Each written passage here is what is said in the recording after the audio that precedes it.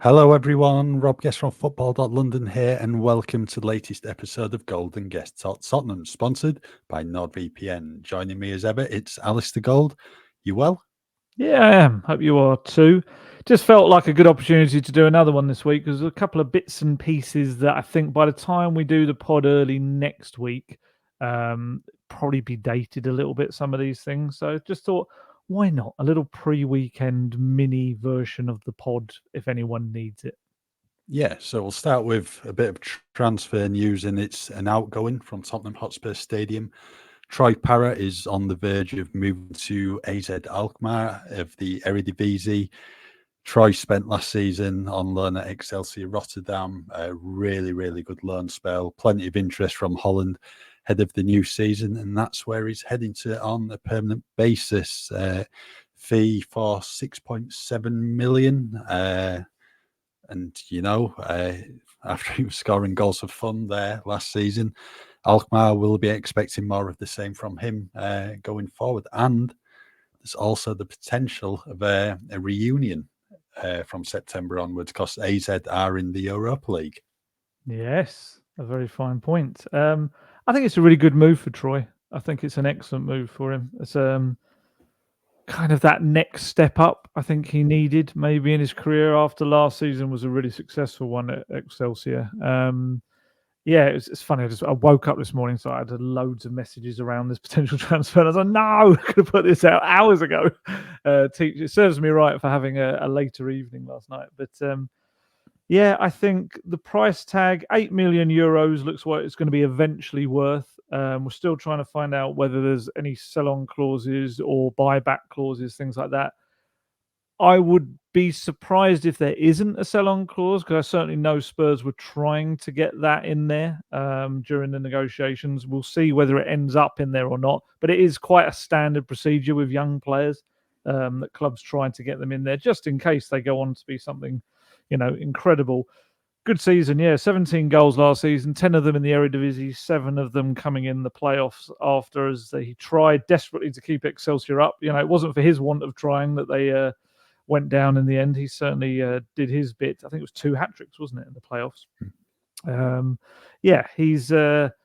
It's a really good move for him. I would imagine of that 8 million euros, as you say, 6.7 million pounds, it's probably a fair chunk, because Dutch clubs don't always have loads of money to throw at players. So you would imagine a portion of that's going to be up front and the rest will be kind of backloaded. But that's, it's money towards the coffers and on a player that unfortunately didn't seem to be part of Ange's plans. It's as much as we would have wanted him to have a shot,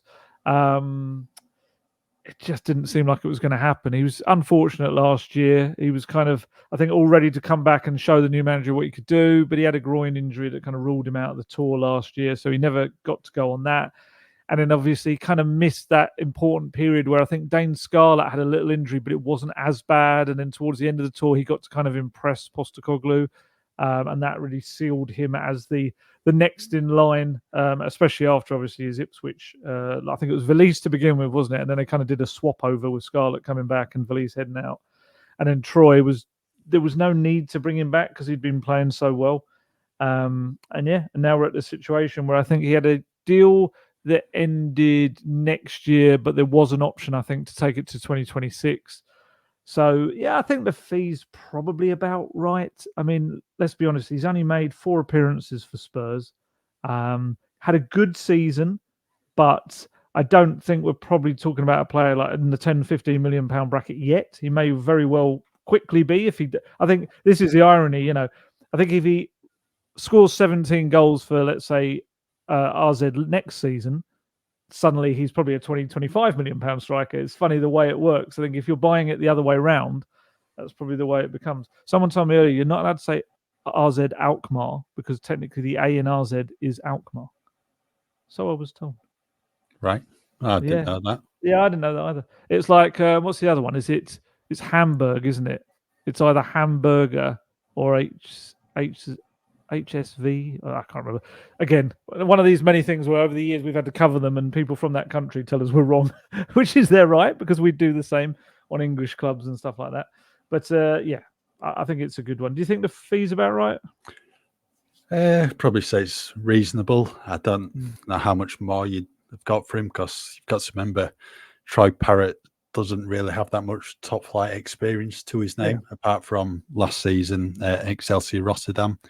I think it's about 96 minutes or so, first team experience at Tottenham. And I mean, that was what, 1920 season when Jose Mourinho had just come in. So I'd probably say it's about right in terms of the fee. I don't think you'd be getting close to 10 million upwards for him, because I think this is the loan spell where everything's really clicked into place for him, and he has scored goals. I think it had a good loan spell at MK Dons when they were pushing for promotion that year. Maybe didn't score the goals he would have liked, but he was still in the team and having an influence in the final third. The Millwall loan spell was one to forget, really, and probably the same for the Ipswich one. Preston did okay, again, just lacking the goals, but I think he's proved last season that he can find the net on the regular basis, and a number of Tottenham fans were keen for him to have a go in pre-season, but I think the writing was probably on the wall for him 12 months ago. So I don't think he was given a squad number, was he? I think it was him and Harvey White who missed out on them. And it was probably a case of, if he was going to work for him at Tottenham, it was now or never this summer. And Spurs have just decided to take the money. I think it's a good move for him, get the opportunity to play in Europe. Often there's going to be plenty of games in the Europa League. And I think he's probably at the stage of his career now where he needs to move on from Tottenham. Really, you want a permanent club. You don't want to be heading out on loan all across Europe season after season. So good move for him, and good luck to him.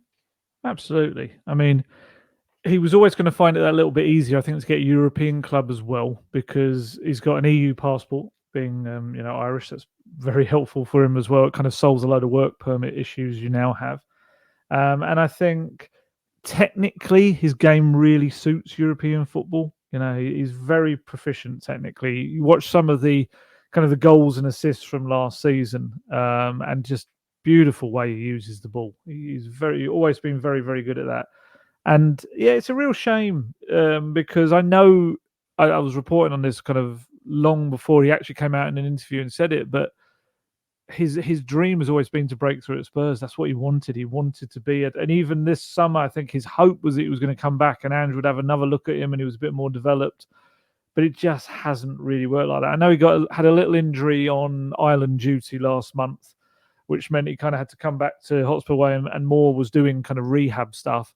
But I think, as we've reported for weeks, RZ were always looking at him. They were the ones that were the most keen. There was clubs in, I think, Italy, I think maybe even Germany, also the Championship, looking at him, as well as others in the Netherlands. But I just think RZ just really, sometimes you just want to feel wanted, and they really wanted him for kind of a long time. And I think it'll be a really good move for him. I think both you and I will be keeping a very keen eye on kind of how he does and what he does next. And I really hope he really does smash it out there, because there was a little period where you could see early on. I don't know if I wouldn't go as far to say he was believing his own hype or anything like that, but I just don't think he'd figured out exactly what was required of him in senior football.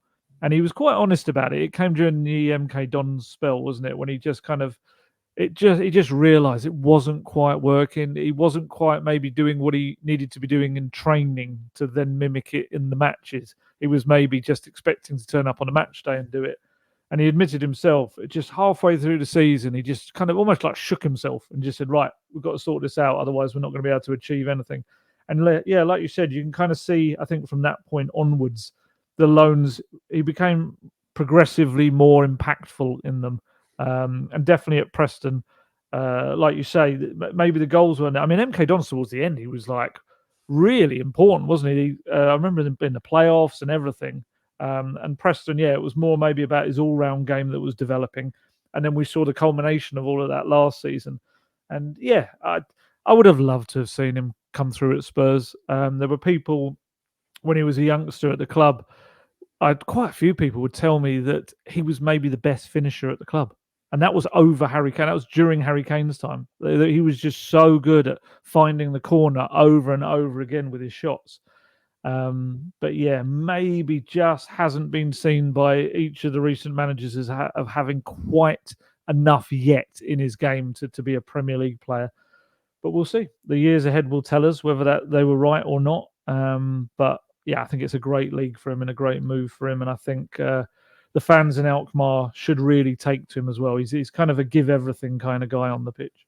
Yeah, very rare you're going to get a 22-year-old, 23-year-old, coming into the Tottenham team, because that happens when you're a bit younger. Very rare. Yeah, from the academy. Yeah, I see what you mean. Very rare that's going to happen. But no, good move for him. And I think what his loan spell demonstrated last season there, it's an avenue for Tottenham to explore when it comes to sending other loan players out. They'll go, we'll try out a really good loan spell in the Eredivisie. We might look and send someone else out there. So, no, good move for him. And let's wait until the end of August and find out if Tottenham are to come up against him in the Europa League. Next up then, bit of a big talking point here and in Uruguay regarding Rodrigo Bentancur. Rather eventful game the other night. They were in the Copa America semi-finals against Colombia. Lost 1-0, so it's Colombia facing off against Argentina in the final this weekend. For Bentancur, really, really interesting 90 minutes or so, because he went off injured. Didn't about 10 minutes before half-time, actually got a knock on his leg. About 24 minutes, managed to play on, couldn't carry on any longer. And then it just all seems to kick off between some Colombian fans and the Uruguayan players' family. And they were just behind the dugouts. Really bad scenes, not something you really want to see. But before we get on to what happened post-match, we'll start off with the injury. Again, for Bentancur, just not what you want to see. No, not at all. He's had absolutely no luck with injuries, has he, over the last 2 years or so? On the injury, it's, again, another unfortunate one. It's his own teammate, Matthias Oliveira. They're both going in for the same sliding challenge, and they both go into each other, and it does look very awkward. And like you say, he kind of played on for another 10 minutes or so, and then just had to come off. I think he came off. It was only a couple of minutes later that Jefferson Lerner scored the goal as well, the winning goal. So, yeah, desperate, disappointing, I guess, on all fronts on the injury. We still haven't had any update on that. I think probably because everything afterwards has overshadowed that. I mean, we were saying just before we came on air that Bielsa presumably will do a press conference ahead of the absolutely pointless third-place match that's coming up, and maybe we'll find out a little bit more. But, yeah, Bentancur has just not had any luck with injuries. Hopefully for him, it's not anything serious. But yeah, we'll find out on that in due course. You couldn't really tell what the injury was either because of the camera angles. It looked initially like it might have been his ankle. Then from one angle, it looked like the lower part of his leg. And then there was a bit of an impact above the knee. As long as it's not the knee, please. No, I don't think it was the knee. It was just above the knee, probably his thigh. Yeah, he's just had no luck, and I saw a few people suggesting time to sell him because of all these injuries. It's like they've been freak injuries. It's not like repetitive injuries that are always happening. The impact injuries as well. Yeah, just like I said, just rotten luck. But hopefully that'll change for him come the start of next season onwards. Right, scenes after the game then. Bentancur in the headlines, Darwin Núñez as well, who was in the stands trying to protect his family in that bit of fighting with the Colombian fans. What did you make of it all? Oh, it's just absolute mess. It was horrible to watch. So there's different elements to this. I think we need to kind of break it down into parts. So as you mentioned there's definitely this, there was a certain element of fear about players' families. That definitely has to be put in there in terms of any kind of context. That looking at the images, there seemed to be kind of almost like a coming together between Colombian and Uruguayan fans, and with players' families were apparently near that and were kind of getting caught in the middle of it or something along those lines. heard slightly differing accounts, but certainly that seems to be the theme, that the players' families were at least nearby, if not caught up in the middle of it. So that's one aspect to it. And another aspect has been a lot of criticism, I think, of the security around it as well. That's another thing. So these are all the context within which this sits. So which is why you saw a number of the Uruguayan, and also I think there was some claims that Colombian fans were throwing beer bottles maybe, or bottles certainly, towards the Uruguayan players by the side of the pitch. So yes, then we have the next element, which is Uruguayan players going into the crowd. And obviously the most photographed one that we've seen obviously is Darwin Núñez, and there seems to be scuffles and coming together involved there. That's one aspect. Then we have another aspect, which is Rodrigo Bentancur, who it's, we've spoken about this at length, the two of us, kind of in the last day or two. I completely understand that your brain can switch off if you fear that your family is any kind of danger. I take that point of things, but for the life of me, I cannot understand how throwing bottles into the crowd from down on the pitch is helping any scenario. I just can't. And look, I know people could quite easily say, well, what would you do in that scenario? You don't know what you do. My hope is that I wouldn't throw bottles into the crowd, especially as especially the first one that we've seen, seemed to be going straight into people with Uruguay tops. So you see what I mean? It's like, I don't understand how that's helping a situation. If anything, it's increasing the danger of the situation.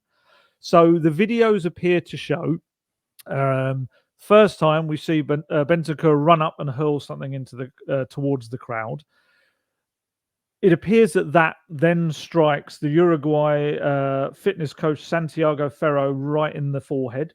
You see him kind of dazed and like almost kind of full, and he's kind of, well, he's not almost full, but he kind of staggers a bit. And there's this lady fan, Uruguayan fan, who, again, very fortunate, the bottle kind of flies past her and hits Ferro on the head. And you can quite quickly see that it cuts open his head. It kind of smashes. I'm not sure whether that was the contents of whatever was in the bottle or the bottle itself, but certainly it leaves a cut in Ferro's head with blood coming out, and he's taken away. And he's photographed the next day going into training with a big old scar across his right temple where you can see where it struck. And then a second video appears to show Bentancur throwing another bottle, it appears to be, or some kind of object, into the crowd before staff kind of gather him and take him away. So yeah, in a weird way, I can kind of more understand and again, I'm not saying it's right or wrong, but I can kind of maybe more identify and understand players going into the crowd and trying to get their families, whatever. I can't probably understand quite as much lobbing things towards the situation from afar. I don't know. But again, I know brain switches off in those kind of moments. I get that side of it. But I think he's incredibly lucky, Bentancur. I think he's very lucky that didn't cause more injury. And millimeters lower down, that's hitting the fitness coach's eye, and then he's blinded, let's say, by the smashed glass or whatever. I think you're looking at something that's even more increased. And in a weird way, and I know it sounds strange, but the optics of it, maybe even if it hits the female fan, it becomes a bigger thing, because maybe sometimes the world I don't know, just the way the world kind of views these things, almost like, I think if it hits the fitness coach, it's almost a bit like, oh, he's hit his own person kind of thing. There's almost like a weird kind of, not quite humorous way, but you know what I mean? It's kind of, oh, he's mucked that up and hit his own person. Whereas maybe had it hit a football fan and one wearing a Uruguay shirt who happened to be female, maybe it's made into an even bigger thing. I don't know. But there's so many aspects to this. We've kind of got to make sure we kind of cover them all as well. So again, it's not just Bentancur. It's 11 Uruguayan players that have all been named in the CONMEBOL, who obviously it's their tournament, the Copa America. 11 players who have been named because disciplinary files have been opened on them all, with video evidence as well of each one and saying why this file has been opened on them. The players are Jose Maria Jimenez, Sebastian Caceres, Ronald Araujo, Bentancur, Facundo Pellistri, Matias Oliveira, Matias Vina, Brian Rodriguez, Darwin Núñez, Emiliano Martinez, and Santiago Mele.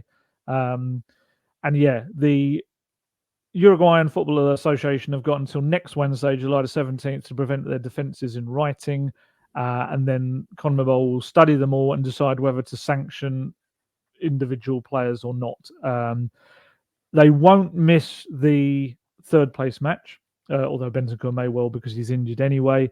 And it appears as if, certainly in Uruguayan media, that if they were to get bans, they seem to be suggesting that it would be in international football, and it would be for qualifying games coming up later, and potential fines as well. So, not great. It's just not. It's just a horrible thing overall that didn't need to happen. Yes, I absolutely understand that there's reasons that have kind of led to it, but I still don't think Bentancur's response was appropriate to what was going on, and I actually think he actually increased the danger within what was happening by his actions. That's my feeling. What do you make of it all? I don't think, obviously, it was the right thing to do. It wasn't the right thing to do, and I don't condone it, but I find I can't really criticize him and Darwin Núñez and the others, because, you know, they're trying to protect the families, and I think what's right and what's wrong in the grand scheme of things probably goes out of your head. And I think you do what you think's right, even though, you know, that could be the wrong thing to do.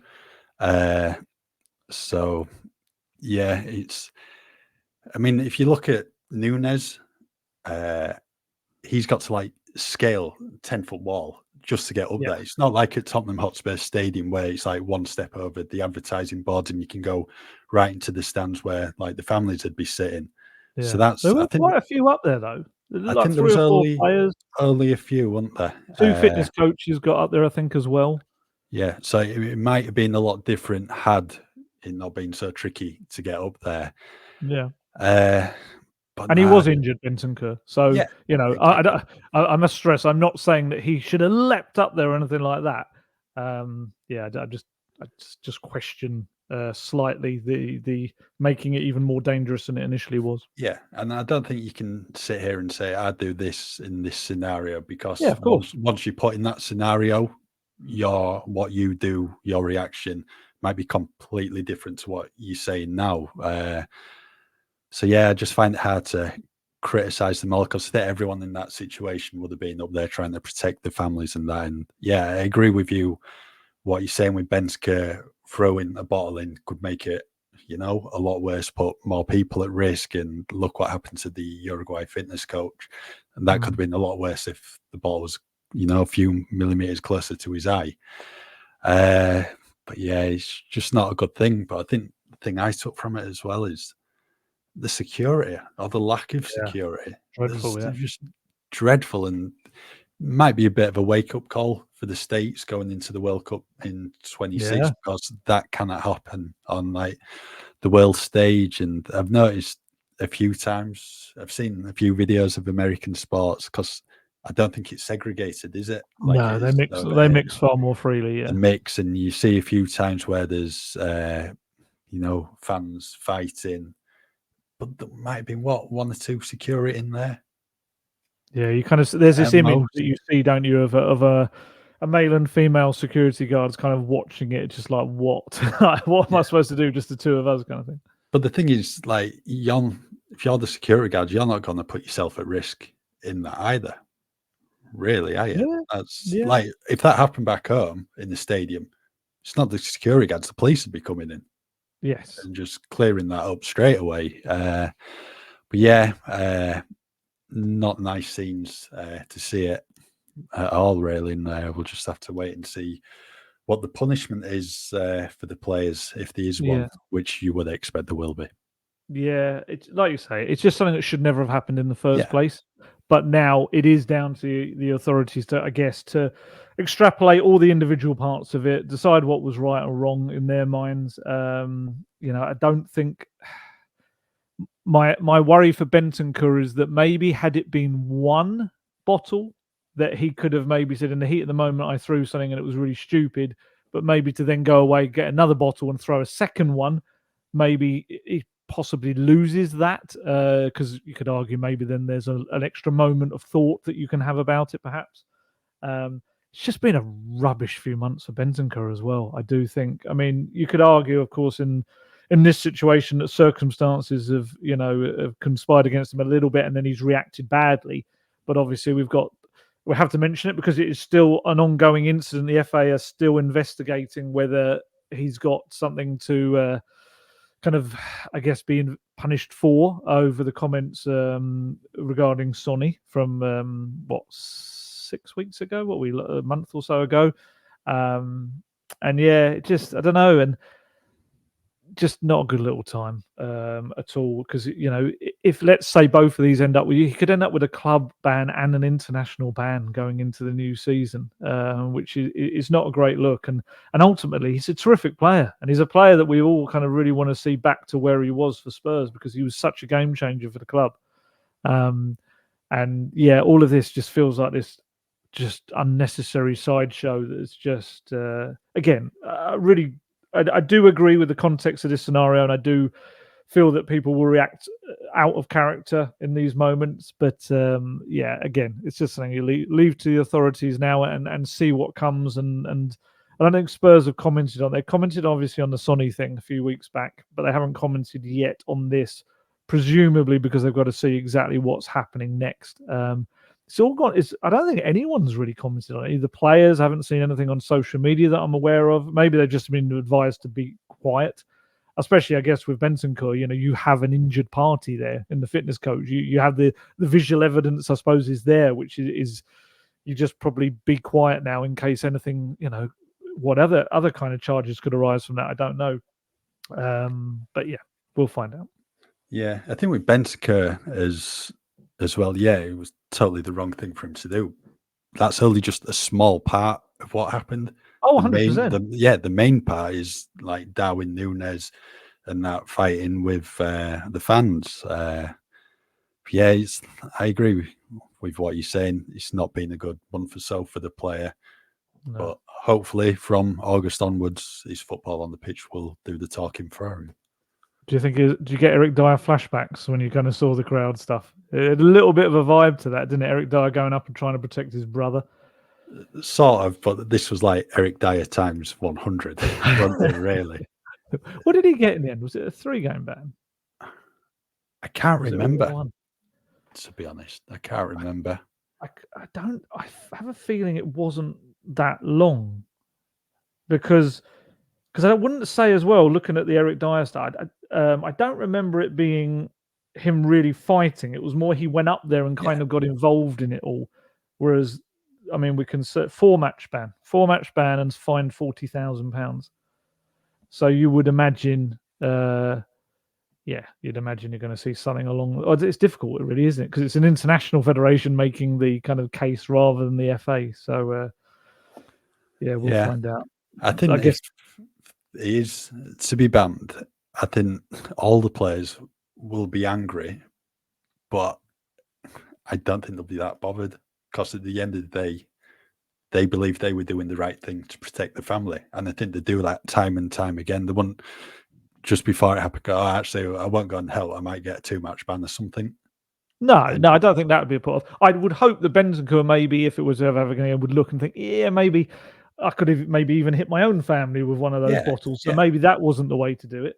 But yeah, they've got this kind of difficult task, I guess, the authorities, haven't they? Of you've got to take the context of it, take that into account, but you've also got to take into account you don't want any player jumping into the crowd again.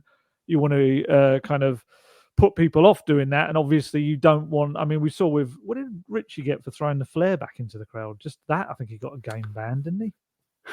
I can't remember how many games it was. Sorry, it's one of these where I could easily type it in front of me.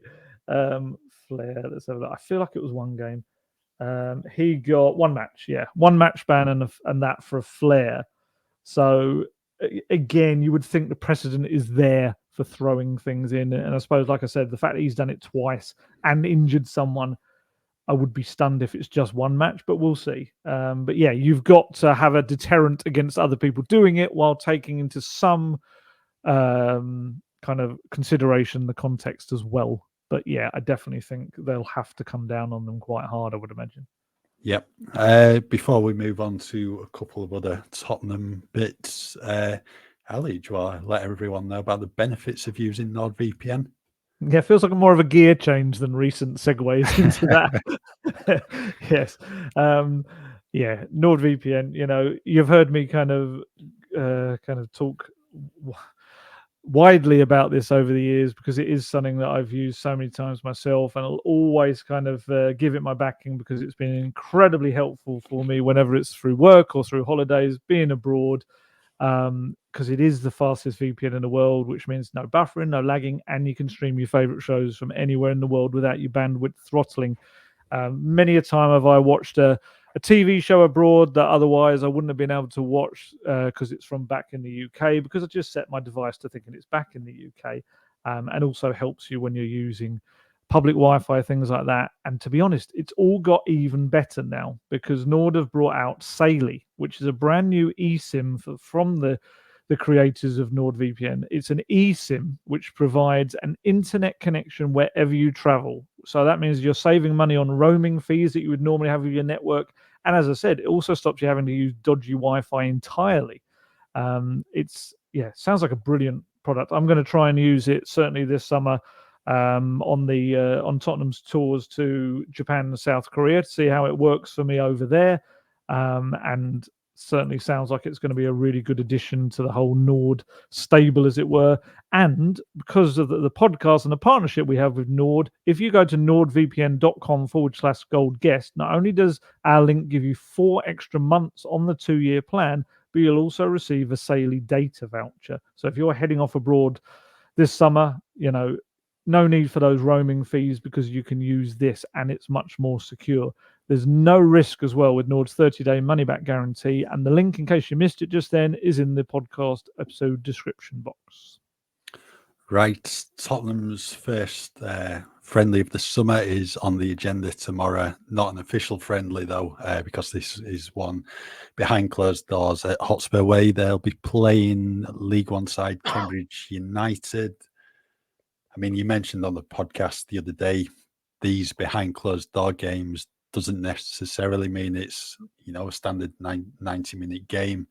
Might be split into 3 periods of 30 minutes or whatever. Who knows what it'll entail tomorrow. But I think what we do know is Ange can actually field a decent team, because there's a number of players already back at Hotspur Way, probably only missing, 5 or 6 players in total. Yeah, it's quite a decent bunch really that they've got. And exactly that about the preseason friendlies. When they're behind closed doors, they are pretty much glorified training sessions, but it does give you more of a match aspect to it because of the opposition. It's one of those where, we're not going to see it on Spurs play or anything like that. I don't know whether they'll maybe show some highlights. I don't even know if they're allowed to, because technically the whole behind closed doors aspect of it is that you can, just work on whatever you want to work on. It is like a training session, which you wouldn't really allow the cameras in for. I'm sure there'll be a couple of photos that kind of turn up and like a mini match report of sorts. Often they are in 3 30-minute segments behind closed doors friendly. But you never know. Postecoglou might decide that he just wants to replicate a proper match already and get that cracking with like a 90-95-minute match.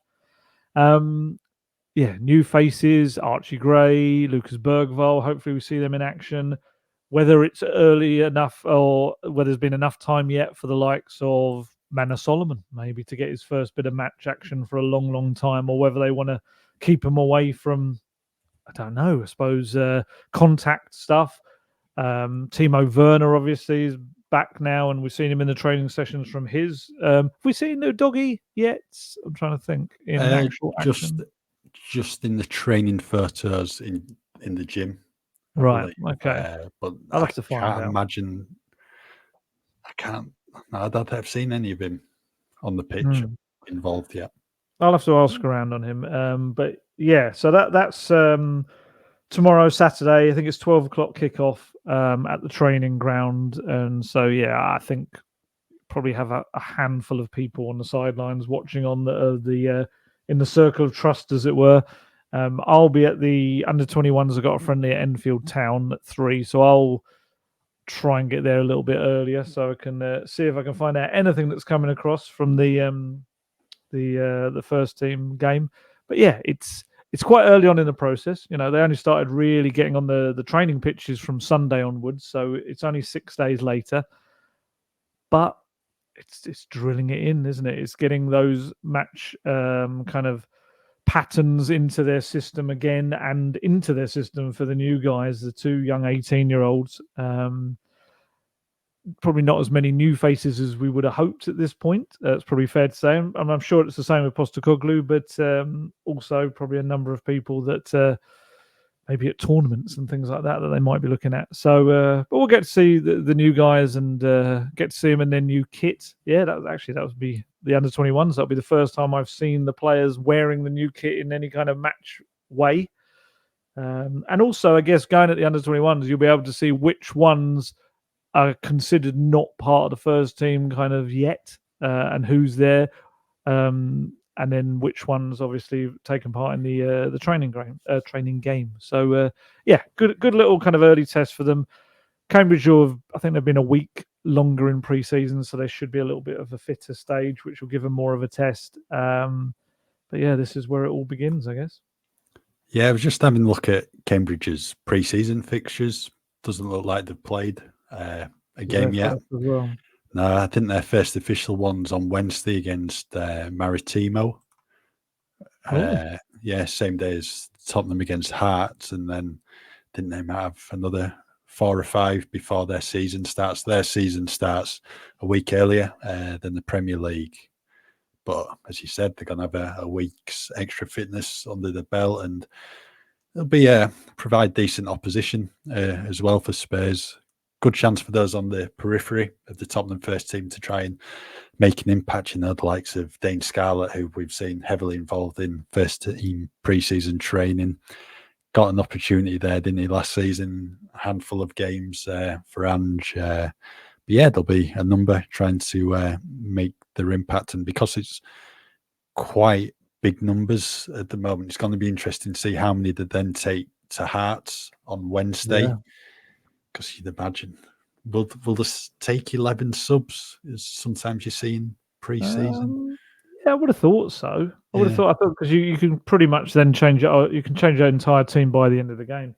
Although, as we said in the last pod, Ashley Phillips is holding the defence together, isn't he? It's pretty much, he is the only natural centre back, really. Him and probably Ben Davies, you'd imagine, will kind of form that central defensive partnership. And yeah, he's one definitely that can kind of lay a bit of a marker to be part of the group, I think, over these coming matches. But yeah, I think you could take, especially for the Hearts game, I think you could take quite a big group, because you've kind of got to work out who you want to take on the tour as well. So the more players you can look at, the better, probably. And then you've got the QPR game, haven't you? I think they fly off, it's only about 2 days or so after the QPR game. So yeah, it's a good chance over this week. 3 kind of games, 2 official, 1 not so, to look at as many players in match action as he can. I mean, it also begs the question: Jed Spence. Does Jed Spence playing any of these games? Sergio Reguilon? Because it's not only a case of are they in the plans or not. It's a case of, do you want to risk them getting an injury if you're trying to offload them? There's so many of these questions, and I think fans will want to see certain players involved, and maybe they can't. Certainly in recent days, it feels like Troy had recovered from his injury and maybe was being held back a little bit because they knew he was likely heading to RZ. So yeah, it could be some more scenarios like that. Yeah, there's another big game taking place this weekend other than at Hotspur Way, and that's at the Olympic Stadium in Berlin, England against Spain in the Euro 2024 final. England there after that brilliant 2-1 win against the Netherlands midweek. What a goal from Ollie Watkins. Super. By the way, first touch, very incredible to take it away, and then the angle shot. But I thought, to be honest, the celebration was just as good, maybe even better. Just the emotion on his face, maybe shades of Tardelli in '82, really. But yeah, he's going to be a really, really interesting game because, I mean, Spain have been incredible throughout the tournament so far. England have taken a while to get going. Past 2 games look more like themselves. So, yeah, going to be certainly an interesting 90 minutes, and maybe goes beyond that. For you, are England bringing it home? Oh, I was hoping you weren't going to use that expression. I think it's going to be a very tough game. I would say that England have definitely got spirit. That's definitely been kind of in evidence, I think, over this tournament. One little quick thing on Ollie Watkins, because I had a little look back. Back in the day, my kind of way back in my background, I used to do non-league reporting. And I looked back, and 2014-15 season, I think it was, a few of the clubs I covered would have come up, played against Western-super-Mare, and he was in their team up front for them that season. It just shows you kind of what an incredible kind of journey some of these players go on. I think Jared Bowen was another who was non-league not that long ago. Yeah, he was at Hereford. Yeah, and it just shows you to do that and then to be sending your country through to European Championship final. What are we? Decade on? It's just it's incredible, and it was an absolutely beautiful striker's finish. Was everything about it. It did also make me think back to when Spurs looked at him as a potential signing, and it was just at the time the 30 million price tag. He was untested.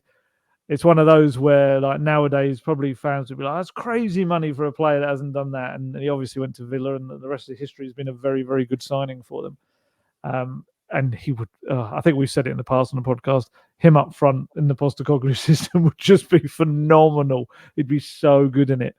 Would you make any changes for the final to the team? I think it's probably just going to be Luke Shaw for Kieran Trippier. You would bring Palmer or Watkins in? I think they'll keep it the same. Yeah, that wasn't a question. I said, would you? I'd probably keep it the same. Yeah, so would I. To be honest, I think you can make a case for Palmer coming in and Watkins as well, but no, I think it remains the same. Been a bit disappointed with Jude Bellingham. I expected a bit more from him, really, given the high levels he's produced. Yeah, and that's completely understandable after a long season. Because, I mean, if you go back to the 22 World Cup, I think in terms of the quality, that was really high. And that's probably because that was mid-season. Players are coming into the peak, really, a few months into the season. Now, they've just, off the back of what, really testing 9-month season. And you can tell it in some of the players, because a number of the England players have, really struggled, I think, to recapture their highest levels, Bellingham being one. But no, I think he starts, and then maybe Palmer and Watkins coming off the bench. I think someone else is going to have a big say on the game. I don't know who it'll be. It might be someone off the bench, whether it's Bowen or someone. But maybe. But I think England will do it.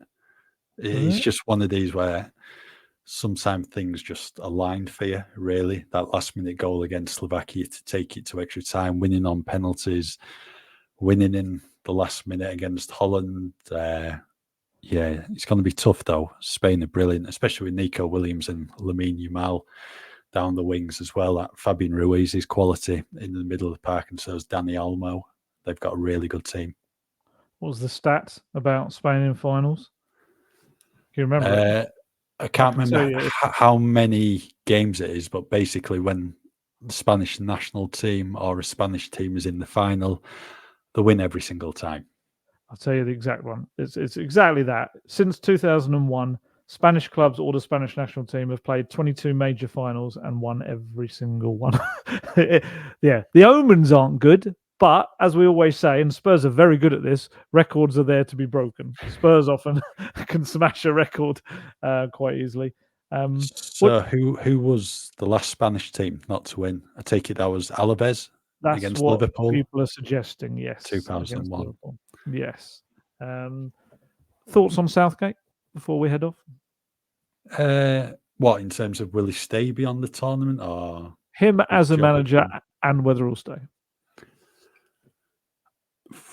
I don't know. It's a tough one, because if you win it, do you walk away on a high, or do you carry on? I mean, there's been plenty of shouts for him to go, but you can't argue with the job he's done for England. What, semi-finals 2018, the final in 2021, 22 World Cup was a bit of a disappointment, but you've got to look at that. We lost against the eventual finalists. And then this time around, maybe not played well, entertaining football, but managed to get to the final. I just don't think you can argue with the job he's done. He's probably the best England manager in my lifetime, and probably in yours as well, due to what he's achieved. Yeah, he's achieved the most since Alf Ramsey. He's.